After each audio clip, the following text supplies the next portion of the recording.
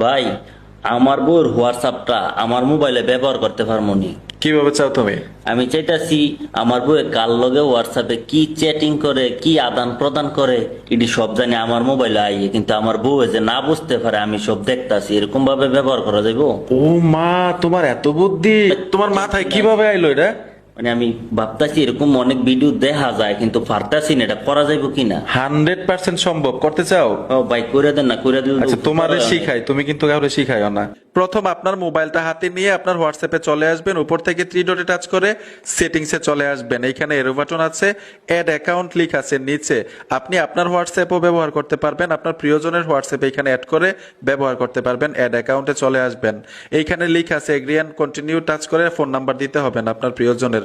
উপর থেকে থ্রি ডটে টাচ করে লিঙ্কে ট্যাপ দিবেন, এখানে একটা কিউআর কোড চাইবে, আপনার মোবাইলটা রেখে দিবেন। এখন আপনার প্রিয়জনের মোবাইলটা হাতে নিবেন, 10 সেকেন্ডের জন্য প্রিয়জনের মোবাইলটা হাতে নিয়ে ওনার মোবাইল থেকে হোয়াটসঅ্যাপে চলে আসবেন, থ্রি ডটে ট্যাপ দিবেন, এখানে লিঙ্ক ডিভাইস লেখা আছে, টাচ করবেন, আবার লিঙ্ক ডিভাইসে চলে আসবেন, ইউজ মোবাইল ডাটা লেখা আছে, ওনার মোবাইলের লকটা দিয়ে দিবেন। আমি লকটা দিয়ে কনফার্ম করে দিলাম।